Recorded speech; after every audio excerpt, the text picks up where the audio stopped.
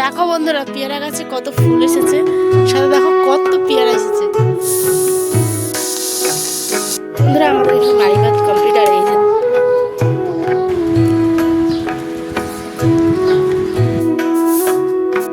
Hello everyone, good morning and welcome back to a new video. আশা করছি সকলে ভালো আছো। আমি একটুখানি অসুস্থ জানো, এই কারণে গতকালকে আমি কিন্তু ভিডিও দিতে পারিনি। আশা করছি আমার ভয়েসটা শুনে তোমরা বুঝতেই পারছো, তাই না? প্রচণ্ড ভেঙে গেছে গলা। তো কি হয়েছে সমস্ত কিছু বলবো, তার আগে দেখো সকালে এই যে মাড়ি ভাত আর সাথে সাদামাটা আলু সেদ্ধ আর হচ্ছে একটুখানি ছিল গতকালকের মাংস, এই দিয়ে আজকে সকালবেলার আমাদের ব্রেকফাস্ট। এদিকে আয়ানের আব্বা তো খাওয়া দাওয়া করছে, আর এদিকে আমার ছোট্ট আয়ান দেখো কি সুন্দরভাবে খাওয়ার জন্য ওয়েট করছে মামা কখন খাইয়ে দিবে। দেখো বন্ধুরা, পেয়ারা গাছে কত ফুল এসেছে, সাথে দেখো কত পেয়ারা এসেছে। তোমাদের আমি আর একটু দেখাই। আয় যে দেখো, এই যে দেখতে পাচ্ছ কত পেয়ারা এসেছে। এই তো এরম ভাবে অনেক পেয়ারা এসেছে। যাই হোক, কি বাবা তুমি এখানে দাঁড়া, বড়টা চলে এসেছি। হ্যাঁ, কত ছোট ছোট গাছটাতে আম চলে এসেছে। দেখো এইটুকুনি একটা পুচকি গাছ, এই যে দেখো এইটুকুনি একটা পুচকি গাছ। এখানে আবার কি এসেছে দেখো, এইদিকে দুখানা আম আর ওইদিকে এসেছে একখানা, এই যে টোটাল তিনখানা। এই গাছগুলো হচ্ছে বর্মাদের আমের গাছ, ঠিক আছে।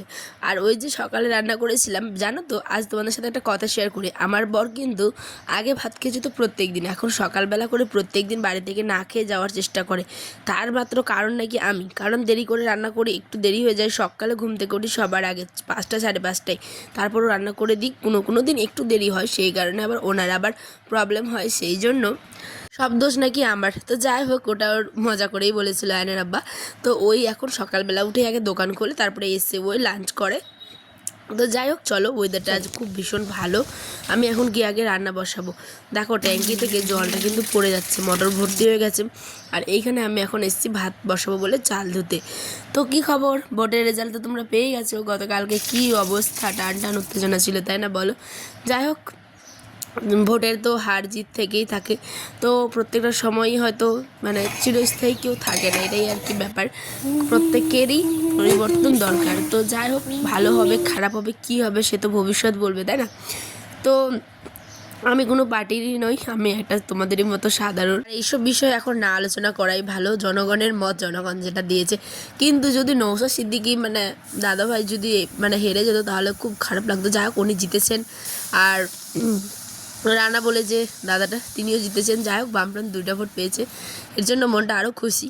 তো চলো, কি করা যাবে, জনগণের রায়, যেটা রায় দিবে সেটাকেই মানতে হবে, ঠিক আছে।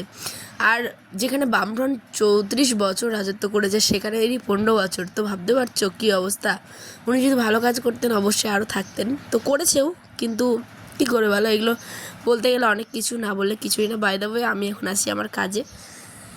এখানে আয়ান খেলাধুলো করছিল, ঠিক আছে, পিঁপড়েগুলোকে মারছে। আর এদিকে ভাত কিন্তু বলতে বলতে হয়ে গেছে। তোমাদের কার কি মত জানিও কিন্তু অবশ্যই। আর এইদিকে আমি দেখো আলু আর ভেন্ডি ভাজা করব, ঠিক আছে। সেই কারণে সাদা জিরে, কাঁচা লঙ্কা তেলের মধ্যে ফোড়ন দিয়েছি, একটা তেজপাতা দিয়ে কিন্তু আলুটা একটুখানি ভাজা ভাজা হয়েছে। তারপরে পেঁয়াজ কুচি আর হচ্ছে ভেন্ডি সমস্ত কিছু দিয়ে দিলাম, ঠিক আছে। সকাল থেকে দুপুর অবধি কী কী করেছি সেটাই তোমাদের সাথে শেয়ার করলাম।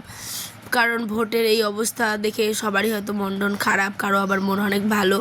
তো সেই কারণে কালকে আমি ব্লগও দিইনি, আর আমার শরীরটাও মানে ভালো ছিল না, সেই কারণে কিন্তু ব্লগটা দিইনি, ঠিক আছে।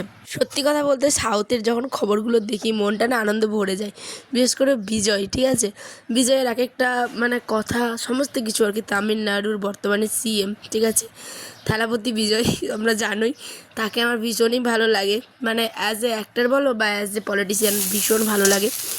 আর এরম অনেক আছে, সাউথের মহেশবাবু আছে, কিন্তু তার থেকেও মানে মহেশবাবু তো কোনো পলিটিক্সে থাকে না, কিন্তু আমার এই যে বিজয়ের প্রতি যে ভালোবাসাটা সত্যি কথা বলতে মন থেকে আসে। তো তোমরা কারা কারা মানে সাউথের কি বলবো সিএমের প্রতি বলো বা অ্যাক্টরের প্রতি ভালোবাসা আছে অবশ্যই আমাকে জানিও, ওকে। দেখো দেখি রান্না বাড়া হয়ে গেছে, কিন্তু গল্প করতে করতে এদিকে গ্যাসটাকে মুছলাম। আজকে অনেক বড় একটা ক্ষতি হতে পারতো বন্ধুরা। কেন বলছি বলো তো, প্রেসারে রান্না করতে গেলে সবসময় কথাটা মনে রাখবে, একটুখানি যখনই ডাল হোক বা কিছু তোমরা একটু তেল দেবে। আমি জানি, কিন্তু জানার পরেও বলে না, মানুষের যখন কিছু হয় তখন বোকা বেনে যায়, এটাই হচ্ছে ব্যাপার। আমি জানতাম কিন্তু দেওয়া হয়নি, সেই কারণে দেখো গ্যাসটাতে কত পরিমাণে ডালের যে জলটা বেরিয়ে চলে এসেছিলো। তেল দিলে কিন্তু এটা হতো না। তো যাই হোক, অনেক ক্ষতির হাত থেকে বাঁচলাম, অনেক কিছু হতে পারতো। ঠিক আছে, বাই দ্য ওয়ে আমার রান্নাবান্না কিন্তু কমপ্লিট। এখন বাজে 2টোর মতো, আয়নার আব্বা চলে এসেছে। দেখো ছেলেকে স্নান করিয়েছে, সেই কিন্তু ওকে জামা প্যান্ট পরিয়ে দিল। এবার আমি এদিকে ঘর ঝাড় দিব, বাসন ধোবো, কাপড় কাচবো। আমি বললাম তোমরা আমার জন্য ওয়েট করো, তোমরা খেয়ে নাও, কারণ ছেলেও কিছুক্ষণ খেয়ে একটু কার্টুন ফার্টুন দেখবে বা একটু রেস্ট নেবে, তারপরে ঘুমিয়ে দেবো। এখন বাজে 3টে। দেখো আয়নবাবু ঘুমাচ্ছে, ওর বাবা মোবাইল দেখছে, এই হচ্ছে ব্যাপার। বালিশের কাভারগুলো কিন্তু কেচে দিয়েছি বলে ওগুলো লাগানো হয়নি। আর এখন আমি খেতে বসবো। তো অনেক কিছু বললাম, কেউ কিন্তু প্লিজ পার্সোনালভাবে এগুলো নিও না, এগুলো জাস্ট আমার মনের ইচ্ছে হলো তাই বললাম। আমি কোনো কিছুর বিরোধিতাও করি না, কোনো কিছু না আমার ভালো লাগে সেটাই তোমাদের সাথে শেয়ার করলাম। কারণ আমি প্রত্যেকটা জিনিস আমি মনে করি তোমরা আমার একটা পরিবার, তাই শেয়ার করি। আর এইদিকে দেখো আমি লাঞ্চ নিয়ে বসে গেছি। তো আজকের লাঞ্চ আমি এখানেই কমপ্লিট করলাম, আর ব্লগটাও এখানেই শেষ করছি। দেখাবো নেক্সট ব্লগে। ভালো লাগলে চ্যানেলের পাশে থেকো, টাটা।